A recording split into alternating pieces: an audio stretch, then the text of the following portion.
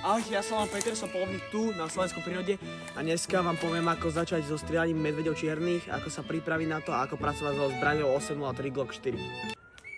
Túto zbraň Glock 803, na ktorú dneska budeme strieľať čierne medvede, používal aj Jackie Chan vo svojich detektívkach. Okay, sorry. My name is John. I'm latinsko-americký tanec a rád lovím králiky. Oh. You know, bro, my eyes.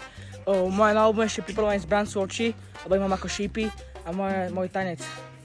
Postup chytania medveďov čiernych je veľmi jednoduchý. Treba len byť ticho a poriadne mieriť so svojou služobnou zbraňou. Treba poriadne mieriť. Za chvíľu si ukážeme postoj. Ako na postoj? No, postoj je veľmi jednoduchý, čo sa týka medveďov čiernych. Treba sa len poriadne postaviť a mať nápnuté svaly. Je tam. Kádom, majsine, pupu. Pane, točíme.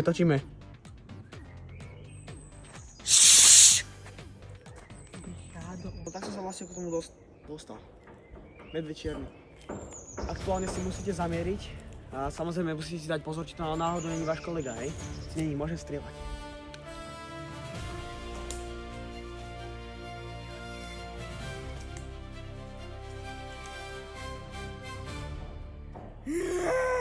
Zamierej.